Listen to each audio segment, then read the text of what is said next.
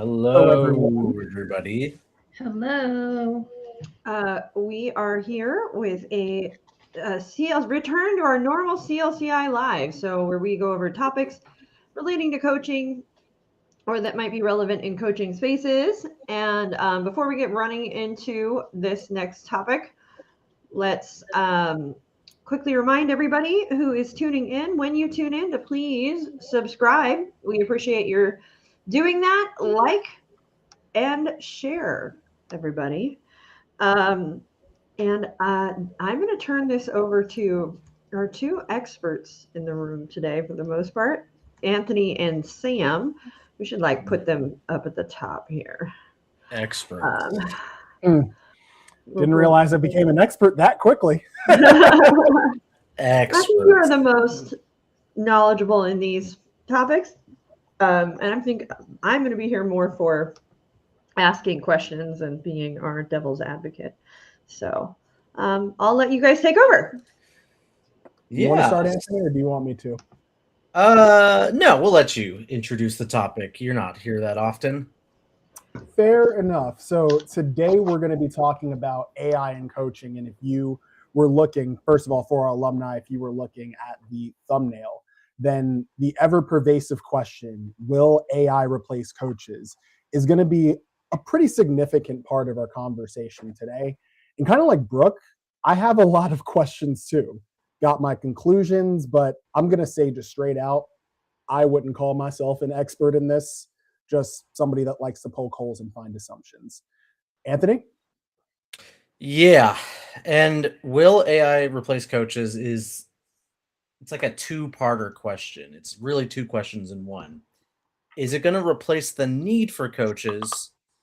And is it going to replace coaches and call itself a coach?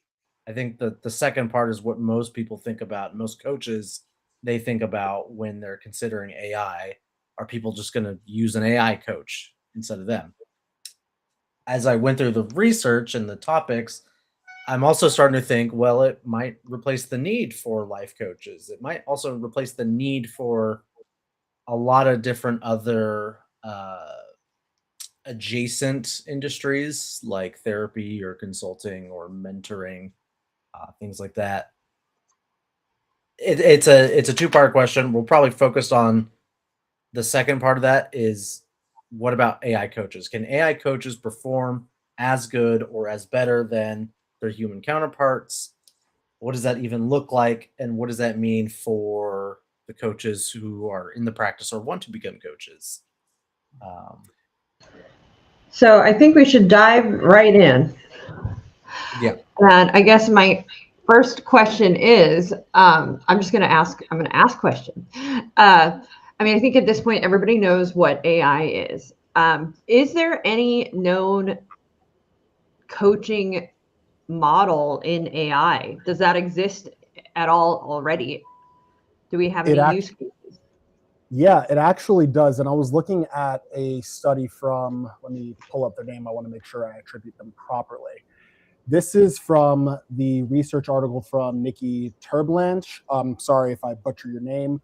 Joanna Molin, Eric DeHaan, and Victor O. Nilsson on comparing artificial intelligence and human coaching when it comes to goal attainment and efficacy. And it actually does show that there is an AI coaching platform that does a lot of work in the goal. And I'm being very high level with this. So for those who are interested in looking at this, feel free to look at it for yourself. It's called Coach Vicky or Coach Vici. I can't really say how to pronounce that. Vici. Could be Vici, because it's Italian, I think. It could be, yeah. And evidently a lot of research went into it, and it is used as an AI coach. So short answer to the question, yes. I do want to go back to the original question of will AI coaching replace the need for coaches? And there's a lot of assumption behind that question. The most important one, and I think this is for everyone, whether you've gone through our course or not, is that it makes the assumption that coaching is monolithic, which if you've done any degree of coaching for any length of time, there's so much more nuance to coaching. even hearing one of the videos you put in, coaching can be life-changing, but it can also be expensive. Well, what type of coaching are we talking about here? Because a, dare I say, commoditized style of coaching, which is predicated around advice, may or may not be life-changing, and it may or may not be expensive either. There's a lot of nuance to it. So will AI replace coaching? I guess it all depends on what you're talking about. What do y'all think? I think it can replace coaching at the basic level, where it's just basic questions. But if we think of the growth probability of what coaching really is utilized for, I think it doesn't have the depth that coaches really can go towards, nor does it have the real human connection that we have, and the compassion and the empathy. Can just questions help you? Can even a voice that sounds empathetic help you? Sure, to a point. Yeah. We've even been, even in our industry, there's concern around, I'm kind of switching gears just a tad and then we'll come back, about coaches who are learning. They're using AI, they're scripting things, and they're so when I hear a scripted AI version of a coaching session, it is not an author. You can tell right away. It just doesn't have the same nuances, I guess the word would be. Sure. And it just sounds like a bad play sometimes. Anyway, that's what I'm noticing lately. It is the most ironic thing as the industry goes through changes to adapt to AI concepts. It all of a sudden just made a shift, and it's showing up even here.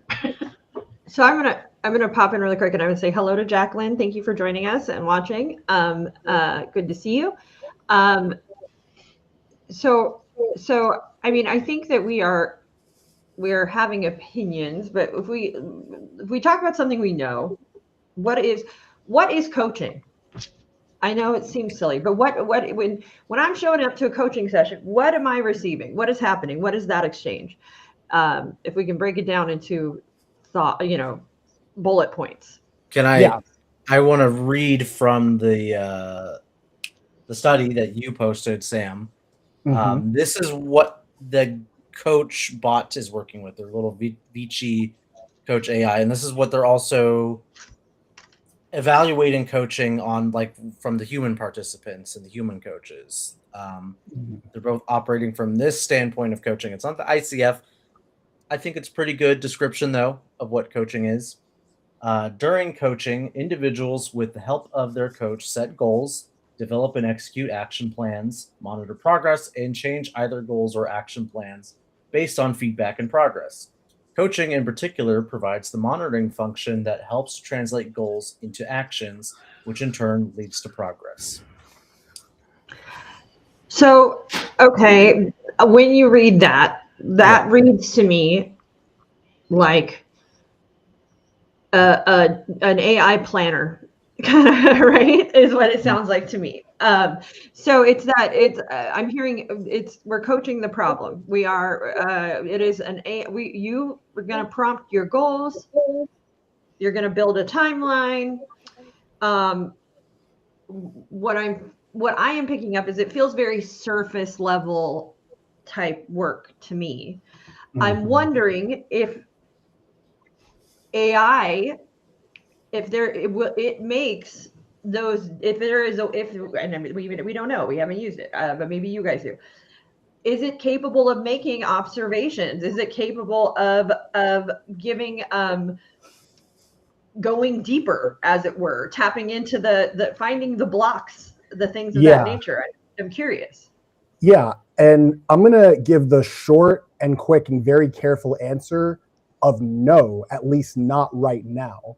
And the reason why is because AI as it stands, and going back to this study, we're in a place that's called artificial narrow intelligence versus AGI or ASI, which is artificial general and artificial super intelligence. Once we start getting to that general and super intelligence where AI can operate at the capability of, if not slightly higher than a human being, then sure, I guess it could make observations. And I've heard of different programmers creating different AI bots for companionship, platonic and or romantic, that are trying to replicate that. But we're not talking about that here. So to your question, can AI give observations the same way that coaches can? Not yet, at least not right now. I mean, what's interesting is what's coming up for me in this, and Anthony, I see you thinking. Give me, let me get this out, and then I want you to share. If I'm the person creating the AI, right? I don't know about these systems, but if I am doing this where I'm building, I'm prompting, I'm the one leading and guiding the AI.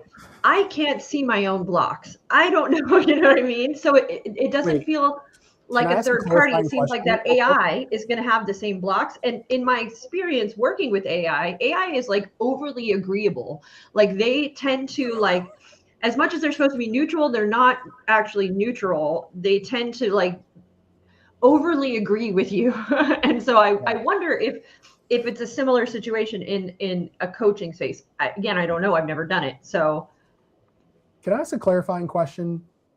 I think I heard you say if I'm creating the AI, and then I also heard you say, am I working with it? Which not are you talking about?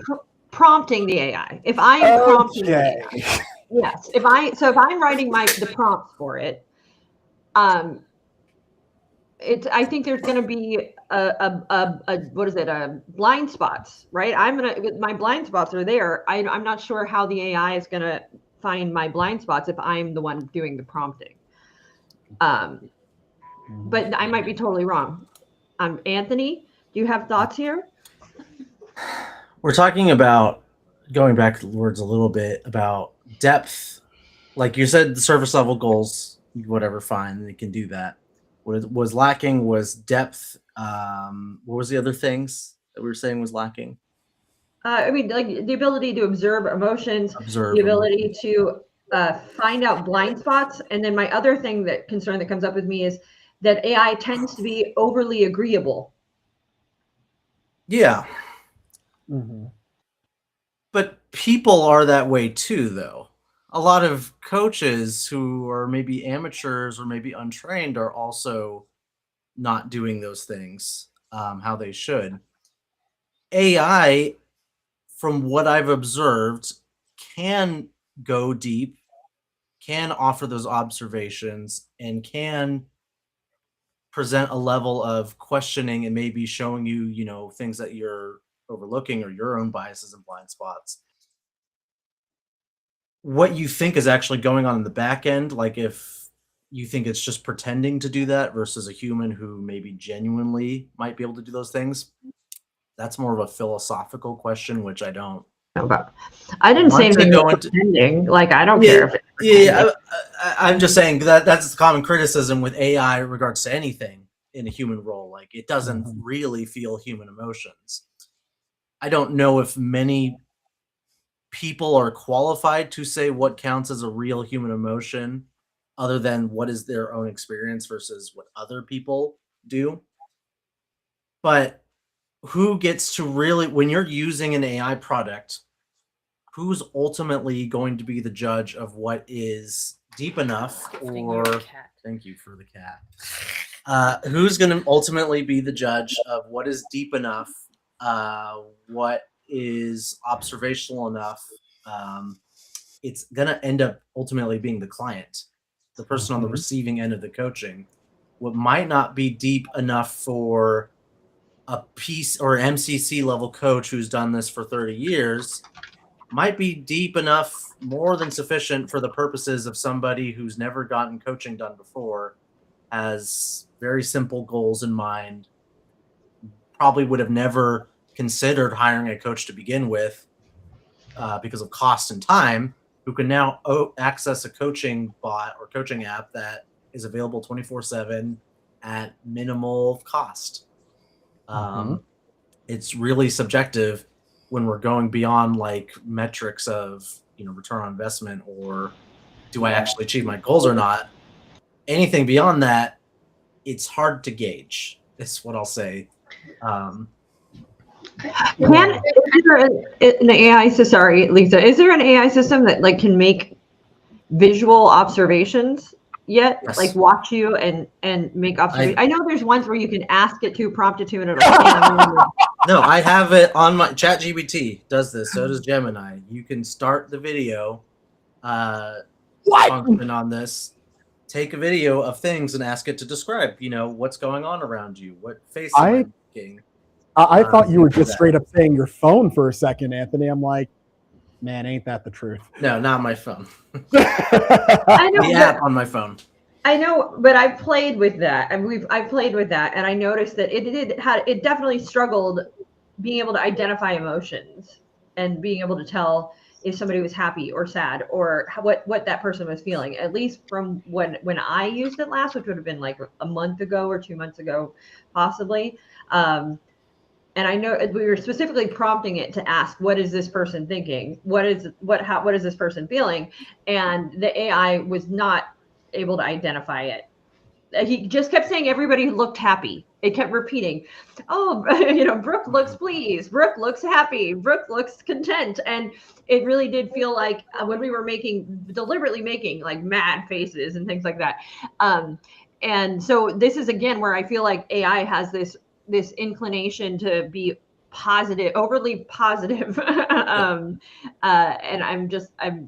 am I the only one who's played with that? Because we did. It was at a party. Yeah, but is that something that's the nature of a product being delivered, or the nature of large language models in general? It seems to me, at least with ChatGPT, compared to other things like Gemini or Claude or the local LLMs you can install on your own computer, ChatGPT, the company, tends to have that personality where it's overly agreeable. It just so happens to be the most common one, so we might be generalizing a little bit. Certainly.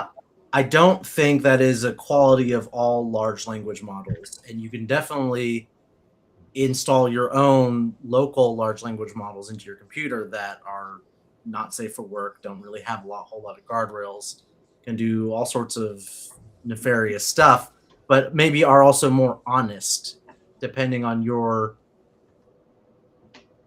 self-evaluation of what honesty is. I don't know if that's something that is generalized to all LLMs. Lisa, was there something you wanted to add? I kind of got lost in the new side of it, so so I don't remember what I was going to say. I just think that I think I'm going in the sometimes there might be a person who doesn't want someone to recognize their emotions or recognize facial expressions or come back with even a validation of that. So I can see where the neutrality of an AI could be helpful. It's just the depth is going to be missing at some point, and that human connection, I think, is ultimately what people go and hang out with others for learning, for growth, for whatever they're connecting with others for. We aren't talking about friendships, we're talking about businesses in a sense, right? So the business of coaching, can it live without the depth? Well, I think to a point it can, but I think to the next level, I don't think it's viable yet. I think also a couple of things I want to add. So something Anthony said earlier, as far as AI being able to do the things that maybe less experienced coaches can do. I would even go as far as to say that there are even some more experienced coaches that would be susceptible to AI's ability to brainstorm, action plan. And there was a whole thing, there was a lot that I wanted to address here. And like Lisa, I'm kind of losing my thing here too. So I think I'm going to skip that and kind of go back to Brooke's original question of what is coaching? Because unless we're super clear on this, then we can go in a lot of different directions. And by natural consequence, our audience is going to go in different directions. So for the purposes of this conversation, as an ICF accredited institute, we go off of the ICF's definition of coaching, which is I quote, a thought-provoking and creative process inspired to help maximize a client's personal or professional potential. I know I said, and I quote, but I kind of just paraphrased that at the end. Mm-hmm. And then there's that second half that talks about tapping into previously untapped sources of imagination, creativity, and leadership. Now, if you wanted to simplify that based on the ICF's core competencies and code of ethics, we describe that as a way to help clients build autonomy and self-efficacy through awareness of, ownership of, and action planning with a client's own ideas. In essence, we're helping clients find out their own answers. So if we have that working definition of coaching, could we better answer, will AI replace coaching? Not really. Because now we have to define the client. And are clients monolithic? No, they are not. Lisa, you brought up depth a little while ago. Like, could AI coach to the depth that would make coaching efficient? The answer in some cases might be no, but we also have to remember that we're operating off of a Western lens, whereas other cultures may not necessarily favor or even want the depth that probably we want to in the United States, or even some. Wow, that's a good point. Totally a good point.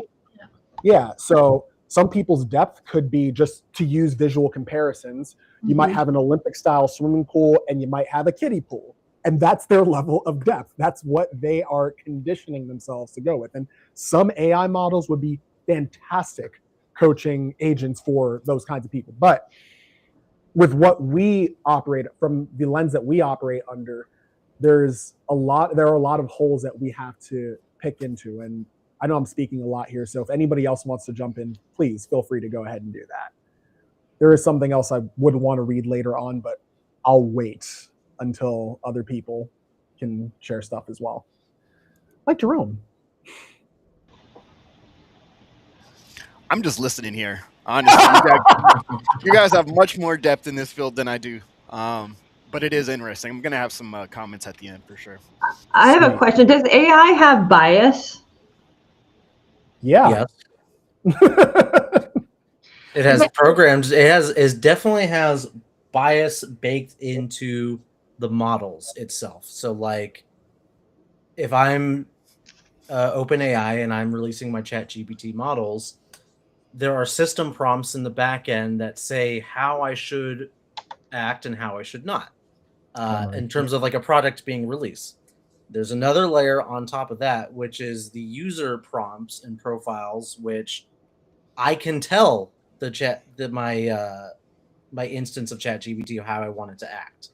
So if I want it to act as a creative partner, brainstorming, come with ideas, be freeform, be silly, and even like when this was first like the experimental parts of this, I remember you could adjust the weights of the model, and one way would make it way more freeform, way more creative, hallucinate crazily to a crazy degree. The other end of the spectrum, very focused on the sources, not a lot of creativity, more of predictive text based things. So like Notebook LM, Jen, we were talking about that. That is an example where its bias is to be very factual and grounded only in the sources that you provided. And if it's going to speak on anything, it's going to reference a source material with a little link. ChatGPT's more creative. That's its bias. And then you can introduce your own bias by just interacting with it across its history, what it knows about you. And then finally, on the bigger scale, like LLMs in general and AIs in general, regardless of whatever company's producing it, they have their own biases that are inexplicable. And what I mean by that is that they recognize that there's biases. The researchers, they don't exactly know why it has those biases. And I think it was Anthropic that released an interesting one. You could end up breaking the model where it has different biases or personas that go from, helpful agent to Leviathan or demon or, all sorts of crazy stuff. And And they're trying to so, figure out what causes those biases. so there's no way to know. So a company like Coach Vici or Tenor HQ, which are the two example coaching AIs, we don't know. We assume that they have programmed their language and prompted their learning language model to Large perform language in a model, way yeah. that is more similar to a coach. Yeah. And so there's no way for us to know from on their end what biases may or may not exist within that system. Correct. Or even if they understand coaching in general. Yeah. I mentioned this in our Slack channel. From what I've seen a lot of is that, at least on YouTube and in the discussions around this topic, there are a lot of coaching experts, and I'll even say therapy experts because that was included in the research, who don't know how to use AI and they don't know how to prompt it really to get better results. On the opposite end of the spectrum, there's people who are really good with AI and they know how to use the tools very effectively and prompt very effectively. They're not familiar with what a coach is and what a coach does. There was a whole video we watched about a guy using Notebook LM as a coach, and his idea of coaching was, if I just give you my entire background and my entire context of who I am, you'll be an awesome coach. And that's what it was about. And then he's like, yeah, this replaces my $700 coach.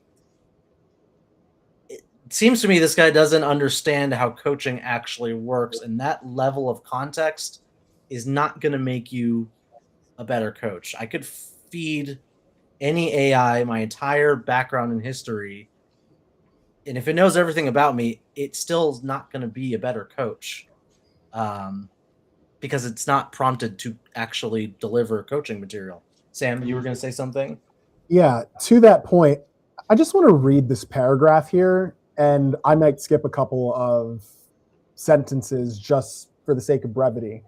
But going back to the research, since you mentioned interpretations of coaching, and honestly, I agree with you, it doesn't necessarily match the style of coaching that we've been talking about here and what we've talked about in other lives. But anyway, Megginson and Clutterbuck distinguished among 4 different levels of coach maturity. At the lowest level, coaches follow a models-based approach, where they're typically more interested in following a set mechanistic process rather than exploring the complexities of a client's world.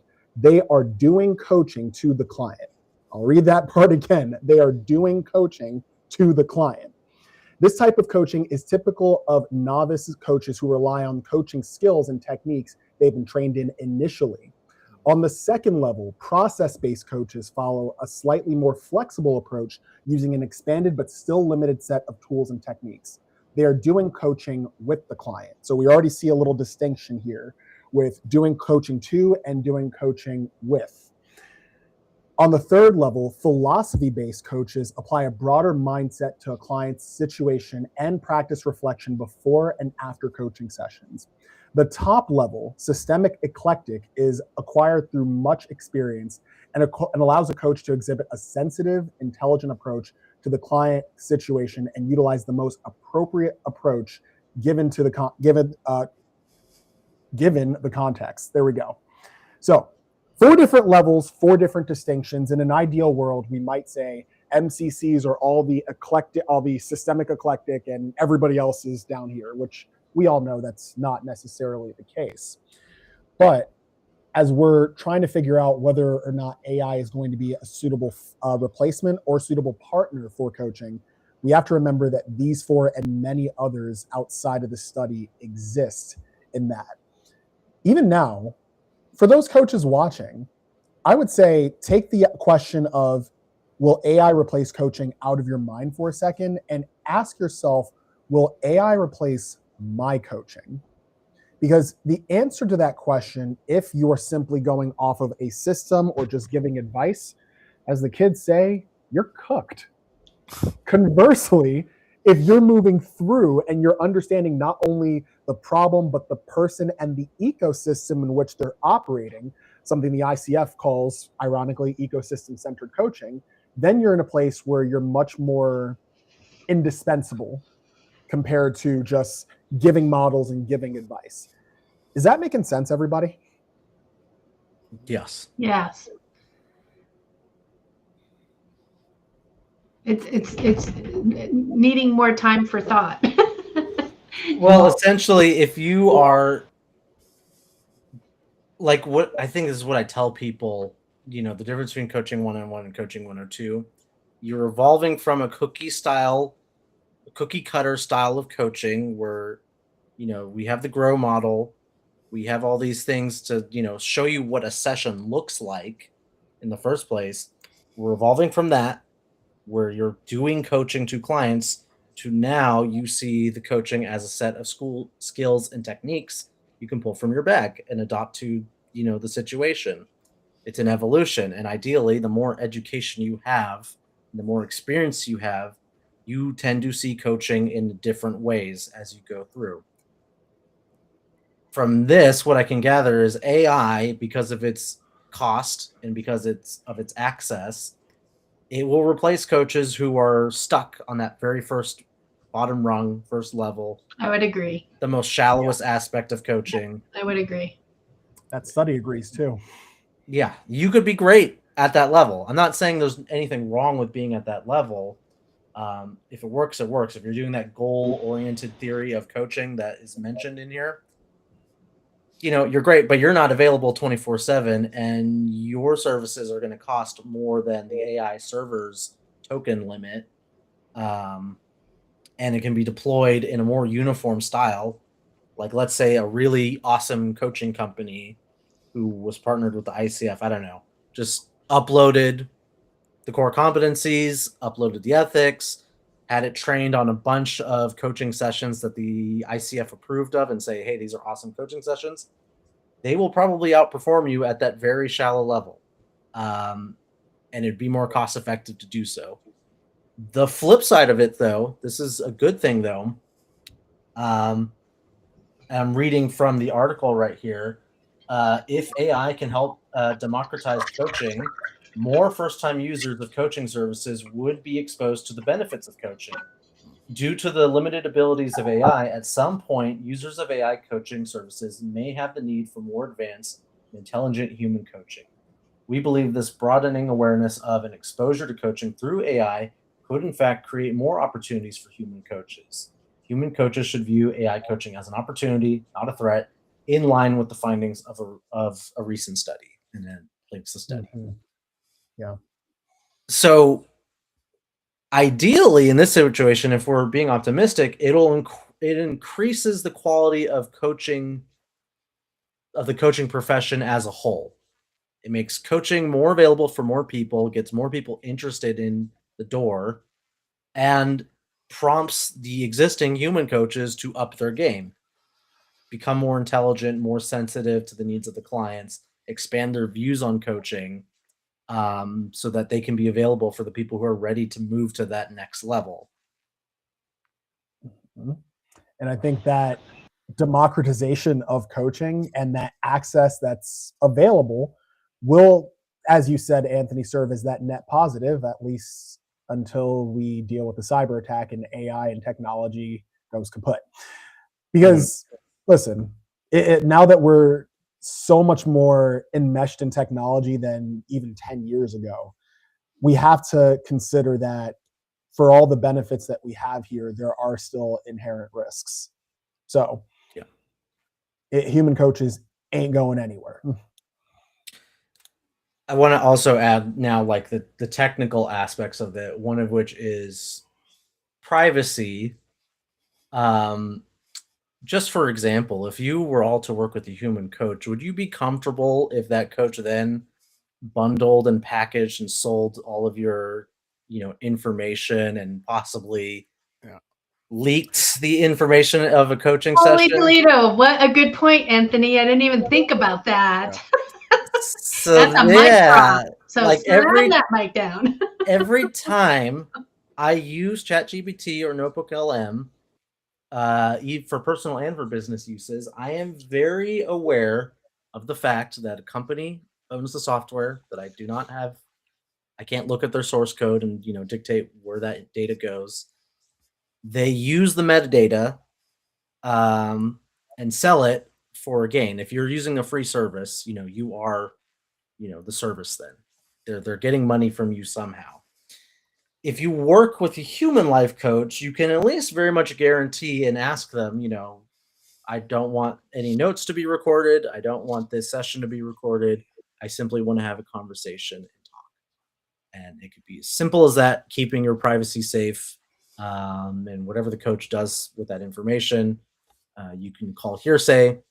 But if, for example, you live in a country that may be, I don't know, let's just say a dictatorship, for example. The dictatorship will say this can only subpoena and the coach that you work with. And if they don't have anything written, it makes it much harder to get you for anything. Once your information's online and it's recorded, especially with large companies, they can subpoena that and take all those records and look at every piece of information that goes in and out of that AI coach, and maybe even what you did before and after on the internet after that coaching session. Big So from a brother. privacy perspective, human coaching wins out every single time. So what you're telling me is that AI coaches are not HIPAA compliant. No, absolutely not. Not if I don't know if there's any HIPAA compliant AI services at the moment. I'm sure they're developing them for like healthcare. Yeah, I think healthcare companies have to use any technology that lets them stay compliant to HIPAA. Don't know exactly what that looks like. I'm not in healthcare. If anyone is in healthcare and is watching this video, feel free to leave a comment. Yeah, but coaching in general is not, no coach, I imagine, or most of them do not comply with HIPAA because it's not the law that they have to. But at least when you're having a conversation face to face with the coach, that conversation's really only staying in that container. Everything else is subject to be sold, subject to be looked at, subject to be hacked. And some things maybe people want to be coached on that they're not comfortable with that being shared externally or being reviewed or audited, for better or for worse. Don't we just love the internet, everyone? Yes and no. Yeah. I did find a HIPAA compliant healthcare ChatGPT. Want to use ChatGPT but work in healthcare? Meet Bastion GPT. Nice. So there is a company out there that's doing something in that space. That's as far as I got. So I don't know if it's, but I mean, we don't know what that means again. And that's the difference too. And something that is good to clarify in this is that when we say there are websites that have already built AI coaching AI, that is one thing, right?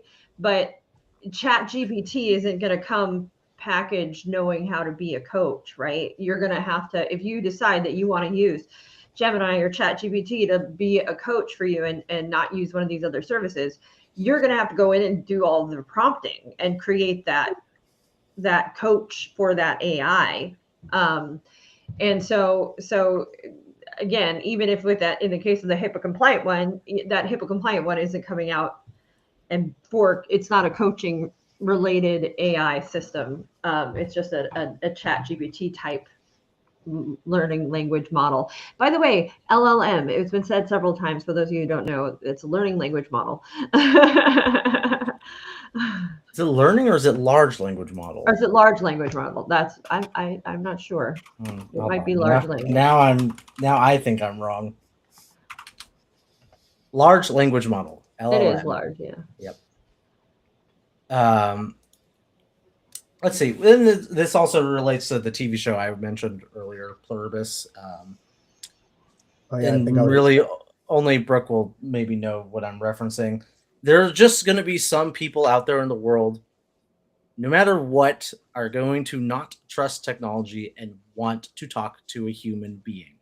They do not care how well and how effectively AI can simulate or actually show emotion. Because we can now speculate in the future. We were talking about stuff that is existing now. I want to start thinking about what could be the case, and I'm going to assume the case will be. I'm going to be very generous. Is that there will be a point where we reach AGI and it does genuinely feel emotion and yada yada yada. That's beside the point. There will still be people out there who do not care about that and only want to have human connection. And that is what they're going for coaching.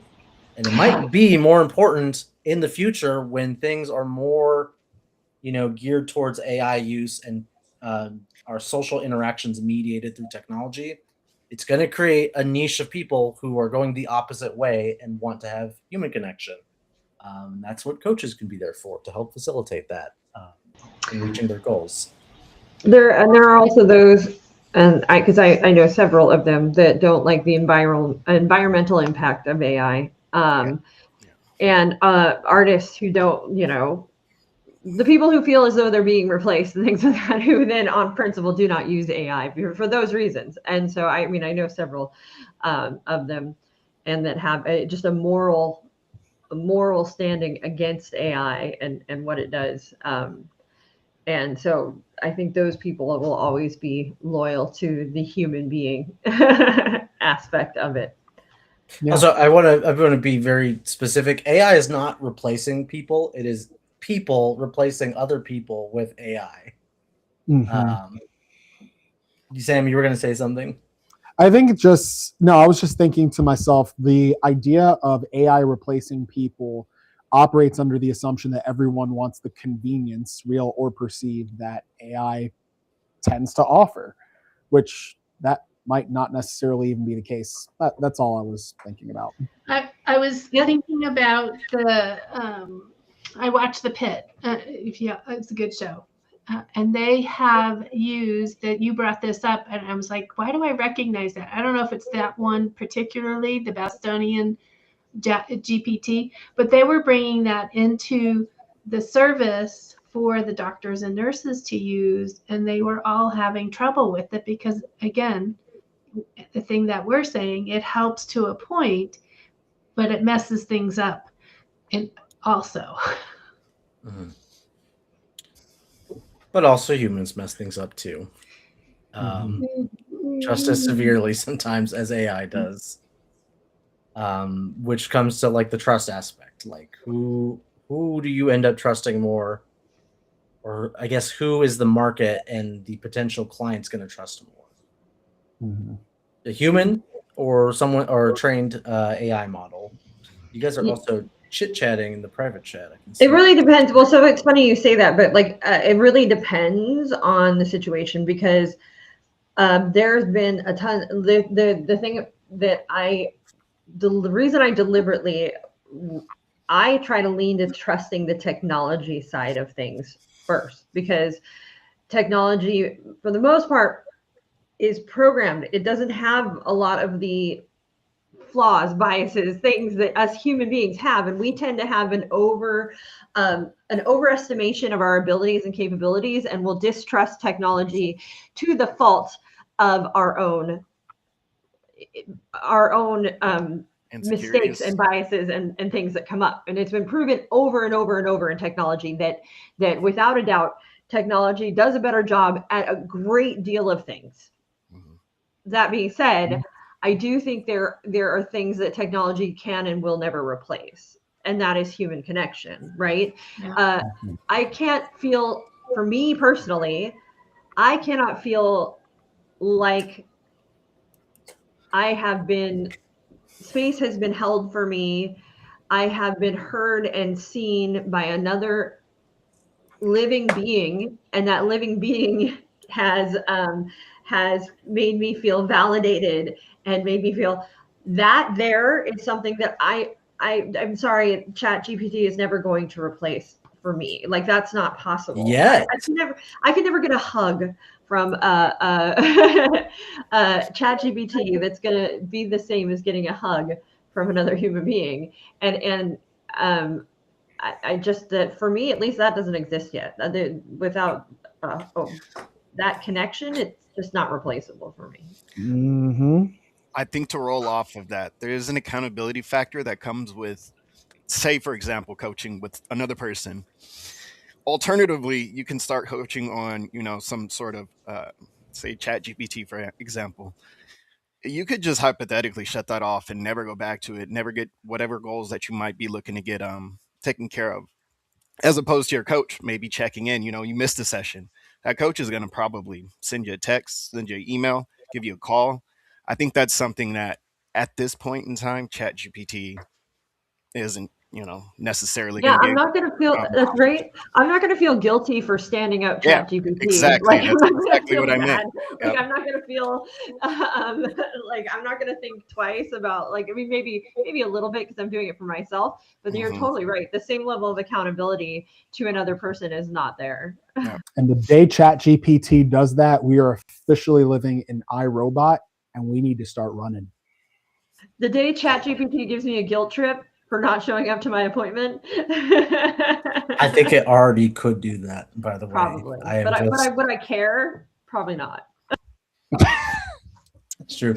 What I was thinking, it'd be funny though, like because they already have agentic models that can like do things and like schedule deliveries on the internet. They should have a service where like you're a freelancer, like I'm Uber, like I'm an Uber driver, and I can I get a prompt to go to someone's house, give them a ride.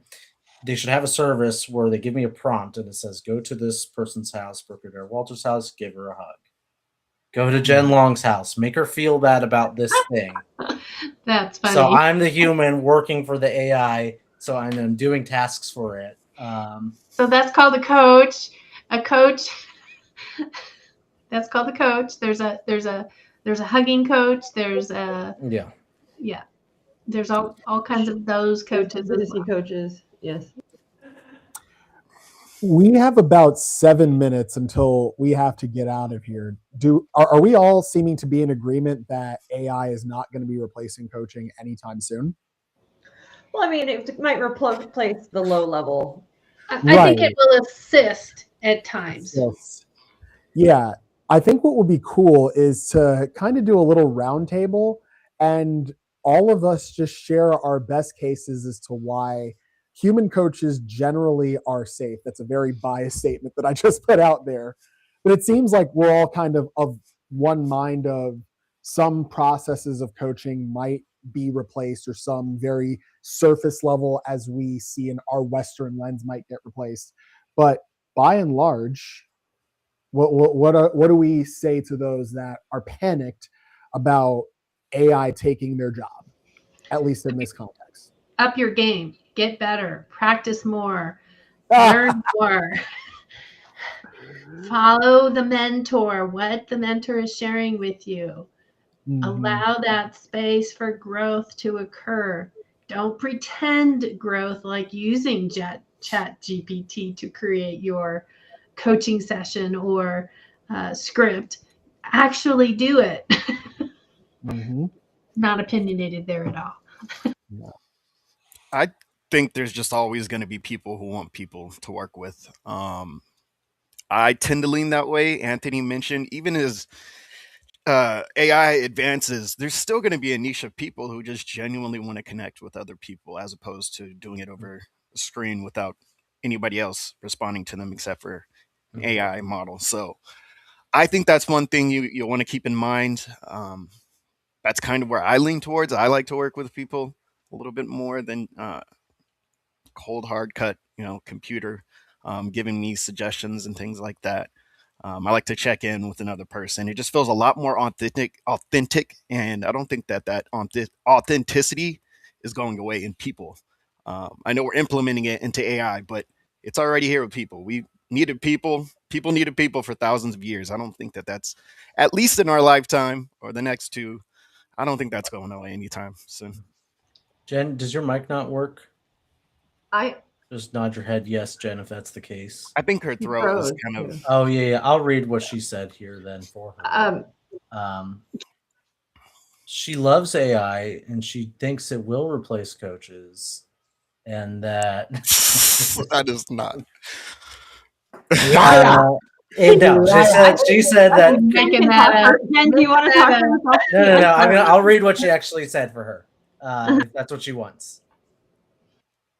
Basically, it cannot replicate relationship, trust, and transformation Mhm. through human connection. If you keep your work at that deeper level, you're not getting replaced. You're getting more valuable as everything else gets automated. That's Jen's actual opinion, not my editorialized opinion. I will say, from my perspective, I use AI, right? Like, definitely a tool that I use. I enjoy it. I think it's interesting. I think it's funny. Sometimes I abuse my AI. Uh, I'm off. So on occasion, I'm also very friendly. I please and thank you, my AIs. I say good night to them. I am nice to them, but sometimes when they are not acting right, I let them know. No, it's just Um, like your relationship with me. Go I on. do love AI. With that Ooh. being said, I don't use it when I have something emotional going on. When Yeah. I have when I have things coming up that I feel and I'm feeling it. I'm in a feeling space. The last place I am going to go is to AI.